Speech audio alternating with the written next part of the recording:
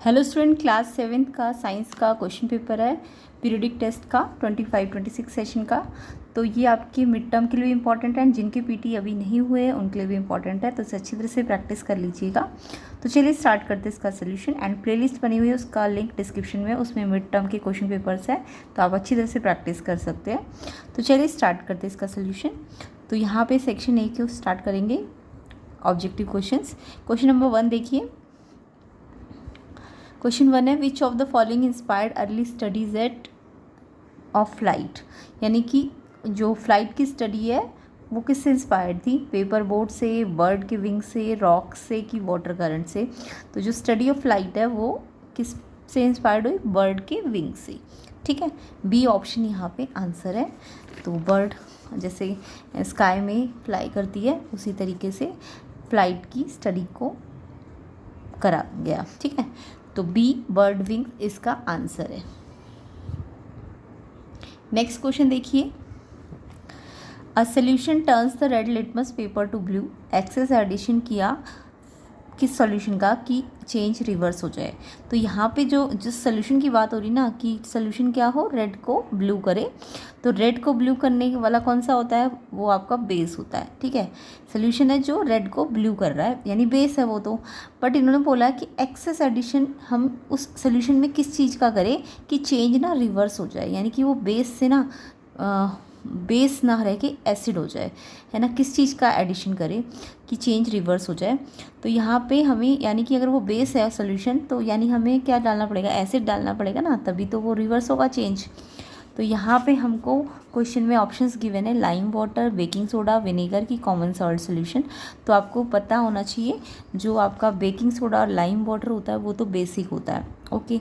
But हमें तो क्योंकि रिवर्स करना है तो हमें एसिड मिलाना पड़ेगा, तो यहाँ पे एसिड क्या है? विनेगर। विनेगर एसिड होता है, और जो कॉमन सॉल्ट है वो न्यूट्रल होता है, ना एसिड ना बेस, यानी कि उनका मिक्सचर होता है ना। तो यहाँ पे हमारे को क्योंकि रिवर्स करना है चेंज को, इसलिए हमें एसिड मिलाना है। एसिड कौन सा है इसमें से? विनेगर। तो ऑप्शन सी इसका करेक्ट आंसर है सेकंड का। तो सेकंड का आंसर क्या होगा? विनेगर। तो यहाँ पे सी ऑप्शन आपका करेक्ट है। नेक्स्ट क्वेश्चन देखते हैं, third, choose the incorrect statement. यहाँ पे आपको इनकरेक्ट स्टेटमेंट को ढूंढना है, इनकरेक्ट होनी चाहिए। ठीक है, स्विच क्या है? Source of electric current in circuit. Circuit में इलेक्ट्रिक करंट स्विच की हेल्प से होता है? नहीं, स्विच जो है सोर्स थोड़ी ना है, वो तो एक मीडियम है जो करंट को मतलब जो सर्किट को ना क्या करता है? कंप्लीट करता है, यानी कि वो एक तरह से सर्किट को क्लोज या ऑन करता है ना। तो वो सोर्स थोड़ी ना है करंट का सोर्स तो आपका इलेक्ट्रॉन्स होते हैं। तो ये आपका इनकरेक्ट स्टेटमेंट है, ए ऑप्शन वाला आपका इनकरेक्ट है। सोर्स नहीं है इलेक्ट्रिक करंट का वो। ठीक है, तो स्विच सोर्स है, ये इनकरेक्ट स्टेटमेंट है। बाकी सब कुछ तो ठीक है, स्विच हेल्प करता है कंप्लीट और ब्रेक द सर्किट। ये इसका मेन काम होता है कि ये सर्किट को कंप्लीट और ब्रेक करता है, ना कि ये इलेक्ट्रिक करंट देता है। ये सोर्स नहीं है। स्विच हेल्प करता है इलेक्ट्रिसिटी जितना हमें चाहिए, yes. When the switch is off position there is an air gap between its terminal, yes. यानी ये बी सी डी तो आपके करेक्ट है, बट ये जो ए वाला स्टेटमेंट है, स्विच सोर्स होता है, ये आपका इनकरेक्ट स्टेटमेंट है। तो इनकरेक्ट वाला ढूंढना था, तो ए वाला इनकरेक्ट है। इनकरेक्ट वाला आपको पूछा था, थर्ड का आंसर ए हो जाएगा। ठीक है, नेक्स्ट क्वेश्चन देखिए।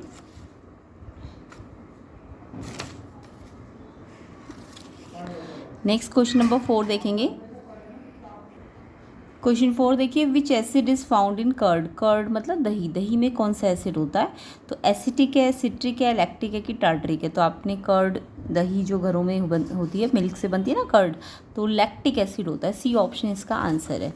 तो यहाँ पे फोर्थ का आंसर आपका सी ऑप्शन हो जाएगा, लैक्टिक एसिड। ओके, कर्ड में कौन सा एसिड होता है? लैक्टिक। नेक्स्ट क्वेश्चन देखिए, what the function of switch is to. अभी मैंने आपको थोड़ी देर पहले बताया था स्विच क्या काम करता है, स्विच का फंक्शन क्या है? ये लैंप को ग्लो करता है, कि इलेक्ट्रिसिटी जनरेट करता है, कि एनर्जी को स्टोर करता है, या फिर ब्रेक और कंप्लीट करता है सर्किट को? तो स्विच का फंक्शन क्या है कि ये सर्किट को ब्रेक या कंप्लीट करता है। ठीक है, जब ये ऑफ होता है तो सर्किट ब्रेक हो जाता है स्विच, और जब ऑन होता है स्विच तो कंप्लीट हो जाता है। ठीक है, ब्रेक होगा तो बल्ब ग्लो नहीं करेगा, और कंप्लीट होगा तो बल्ब ग्लो करेगा, है ना। तो डी ऑप्शन इसका आंसर है। फंक्शन ऑफ स्विच क्या है? ब्रेक या complete the circuit. Okay, D question 5 का आंसर आपका डी हो जाएगा। नेक्स्ट क्वेश्चन देखिए, next question number 6, an example of an olfactory indicator.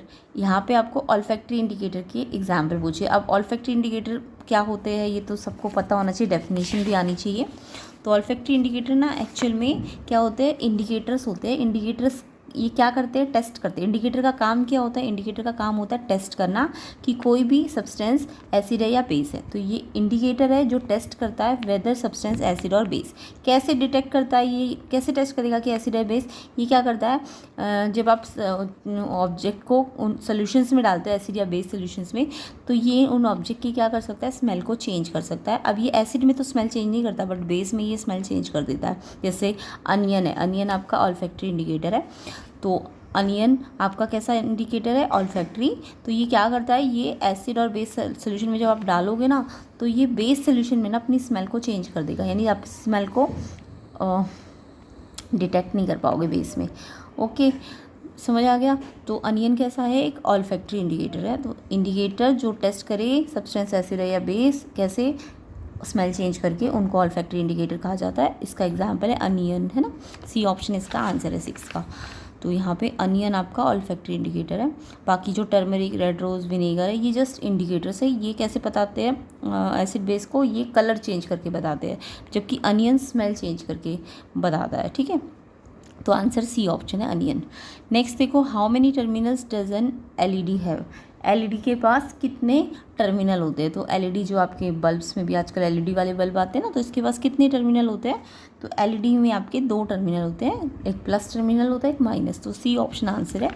LED के पास कितने टर्मिनल होते हैं, 2 टर्मिनल्स होते हैं। 7th का आंसर सी है, 2 टर्मिनल्स। ओके, नेक्स्ट क्वेश्चन पे आते हैं। तो आपको मिड टर्म की प्रिपरेशन अगर करनी है तो आपको प्लेलिस्ट मिल जाएगी, लिंक डिस्क्रिप्शन में होगा। कम से कम 5 to 6 PYQs अच्छी तरह से कर लीजिए, ताकि आप कोई भी क्वेश्चन पेपर आपके पास आए अटैम्प्ट कर सको, या फिर पीटी जिनके नहीं हुए यूनिट टेस्ट, तो वो भी इनको अच्छी तरह से प्रैक्टिस कर सकते हैं। क्वेश्चन 8 देखिए, which one is used in antacid. Antacid में कौन सा एंटासिड फॉर्म में यूज़ होता है। अब एंटासिड सब बच्चों को पता होगा। एंटासिड क्या होता है, ये क्या होता है, ये एक्सेस एसिड को न्यूट्रल करते हैं। ये ऐसे सब्सटेंस होते हैं एंटासिड जो अगर एसिडिटी हो जाए, तो अगर हम एंटासिड ले लें तो वो एसिडिटी को क्या करते हैं, कम कर देते हैं, यानी एक्सेस एसिड को न्यूट्रलाइज कर देते हैं। ठीक है, उन्हें एंटासिड्स कहते हैं। तो यहाँ पे आपका अब एंटासिड कैसे नेचर के होंगे, अगर वो एसिड को न्यूट्रलाइज कर रहे हैं, यानी वो बेसिक होंगे। कैसे होंगे, बेसिक। तो यहाँ पे tartaric acid, citric acid, vinegar, ये तो एसिड्स है। तो यहाँ पे बेस क्या है, magnesium hydroxide. Magnesium hydroxide basic solution है, माइल्ड बेस होता है ये। ठीक है, इसलिए ये एंटासिड फॉर्म में यूज़ होता है। तो एंटासिड का मतलब तो समझ आ गया ना, जो एक्सेस एसिड को न्यूट्रलाइज कर दे। तो यहाँ पे एंटासिड आपका सी ऑप्शन मैग्नीशियम हाइड्रोक्साइड है। क्यों, क्योंकि ये एक बेस है, और बेस ही तो क्या करेगा, एक्सेस एसिड को न्यूट्रलाइज कर देगा। ठीक है, सी ऑप्शन इसका आंसर है 8 का। नेक्स्ट क्वेश्चन पे आते हैं। तो नेक्स्ट आपका सेक्शन बी है, जो 2 मार्क्स ईच है। तो 9th क्वेश्चन देखिए, मान्या कैसी है, ब्लाइंड फोल्डेड है, यानी उसे दिखाई नहीं दे रहा। सी इज़ गिवन 2 अननोन सोल्यूशन, उसको 2 अननोन सोल्यूशंस को टेस्ट करना है कि वो एसिड है या बेस है। अब कौन सा इंडिकेटर मान्या को यूज़ करना चाहिए सोल्यूशन को टेस्ट करने के लिए, और क्यों करना चाहिए, वाई। तो यहाँ पे क्योंकि मान्या ब्लाइंड फोल्डेड है, तो थोड़ी देर पहले मैंने आपको इंडिकेटर बताया था जो हम कलर चेंज करके नाप करने की बजाय स्मेल से पता लगाते हैं ना। तो यानी क्योंकि वो देख नहीं सकती है, तो वो कलर चेंज को तो देख नहीं पाएगी। यानी कि अगर हम जस्ट उसको इंडिकेटर जैसे टर्मरिक या फिर आपका टर्मरिक हो गया या लिटमस हो गया, उससे अगर चेक करेगी तो वो तो कलर चेंज करके बताएंगे ना एसिड है या बेस है, जबकि वो देख नहीं पाएगी, तो यानी कि उसे तो कलर दिखाई नहीं देंगे। तो इसलिए उसको कैसे इंडिकेटर यूज़ करनी चाहिए, उसे ऑल्फैक्टरी इंडिकेटर यूज़ करनी चाहिए। तो यहाँ पे कौन से इंडिकेटर से मान्या को यूज़ करनी चाहिए, तो मान्या को ऑल्फैक्टरी इंडिकेटर यूज़ करना पड़ेगा।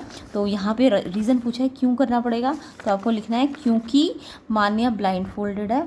क्योंकि मान्या ब्लाइंड फोल्डेड है, और ब्लाइंड फोल्डेड है तो यानी वो कलर को तो देख नहीं पाएगी, तो इसलिए उसको कैसे इंडिकेटर यूज़ करने पड़ेंगे, ऑल्फैक्टरी इंडिकेटर यूज़ करने पड़ेंगे। सो सी यूज़ ऑल्फैक्टरी इंडिकेटर। अब इसमें जैसे अनियन एग्जाम्पल दे सकते हो, अनियन क्या करेगा, अपनी स्मेल लॉस कर देगा बेस सोल्यूशन में। ओके, एसिड में उसकी स्मेल चेंज नहीं होती है, जैसी है वैसी आएगी, बट जैसी अगर उसकी स्मेल नहीं आएगी यानी वो सोल्यूशन कैसा होगा, वो बेस होगा। तो फिलहाल इस क्वेश्चन में तो इतना ही लिखना था, मान्या ब्लाइंड फोल्ड है, वो कलर नहीं देख पाएगी, इसलिए उसको ऑल्फैक्टरी इंडिकेटर यूज़ करने पड़ेंगे, क्योंकि वो स्मेल चेंज कर देते हैं बेस सोल्यूशन में। ओके, नेक्स्ट देखो 10th question, suppose the positive and negative symbols can not be read on A battery. मान लो आपके पास एक बैटरी है, अब बैटरी में वैसे तो आपको प्लस माइनस सिंबल दिखाई देते हैं, बट मान लो प्लस माइनस आपको नहीं दिख रही है, ठीक है। अब आपको एक ऐसा मेथड बताना है जिससे आप टर्मिनल पता लगा पाओ कि कौन सा प्लस है बैटरी का और कौन सा माइनस है। मतलब प्लस माइनस होते हैं बैटरी में, मान लो वो फेड हो गए, ठीक है, या किसी रीज़न से दिखाई नहीं दे रहे हैं, तो आपको कैसे पता चलेगा कि वो टर्मिनल प्लस है बैटरी का कौन सा और कौन सा नेगेटिव है। तो इसके लिए ना आपको बैटरी के साथ ना एक एलईडी लगानी पड़ेगी। ओके, तो यहाँ पे हमें क्या करना है, बैटरी के साथ एलईडी को कनेक्ट कर लेना है। और अगर एलईडी ग्लो कर रही है, यानी कि एलईडी का जो लॉन्ग लेग होगा, जो एलईडी में 2 लेग होते हैं, एक लॉन्ग लेग होता है और एक शॉर्ट लेग होता है। तो अगर एलईडी लगाने से ग्लो कर रही है तो यानी जो लॉन्ग लेग जिस टर्मिनल से कनेक्ट है ना वो पॉजिटिव होना चाहिए, और जो शॉर्ट लेग है वो जिस टर्मिनल से कनेक्ट होगा वो नेगेटिव होगा। ओके, बट अगर एलईडी ग्लो ही नहीं करी, अगर ये ग्लो ही नहीं कर रही, तो यानी कि आपको कनेक्शन को क्या करना पड़ेगा, फिर आपको कनेक्शन चेंज करने पड़ेंगे, रिवर्स करने पड़ेंगे। ठीक है, समझ आ गया। तो यहाँ पे आपको अगर ग्लो कर रही है तो इसका मतलब आपका लॉन्ग लेग पॉजिटिव टर्मिनल से कनेक्ट है, यानी वो पॉजिटिव टर्मिनल होगा, और जो शॉर्ट लेग वाला टर्मिनल है वो नेगेटिव होगा। और अगर नहीं ग्लो कर रहा है तो यानी उल्टा हो जाएगा ना फिर तो।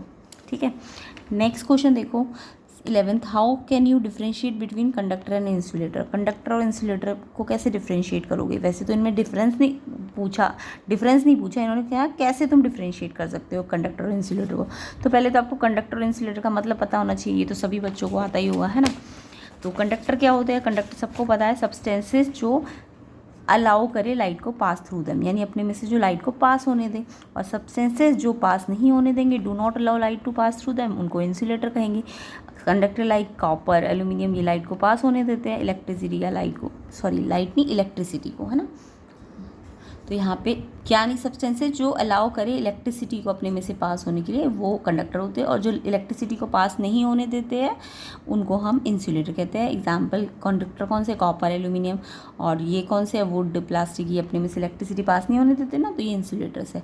अब आप इससे कैसे पता लगाओगे कौन सा कंडक्टर कौन सा इंसुलेटर है। तो अगर मेरे को उसको चेक करना है तो मेरे को सर्किट को कंप्लीट करना पड़ेगा, पहले complete the electric circuit, and अगर कंडक्टर हुआ तो उस सर्किट में बल्ब ग्लो कर जाएगा, और अगर वो बल्ब ग्लो नहीं कर रहा है इसका मतलब वो आपने क्या डाला है सर्किट में, इंसुलेटर। तो इस तरीके से आप चेक कर सकते हो। ठीक है, नेक्स्ट क्वेश्चन पे आते हैं 12th, what are acid and basis, explain with the help of an example. बहुत ईजी सा क्वेश्चन है, एसिड और बेस क्या होते हैं और आपको एग्जाम्पल्स भी देने हैं इनके, तो ये भी आपको सबको आना ही चाहिए।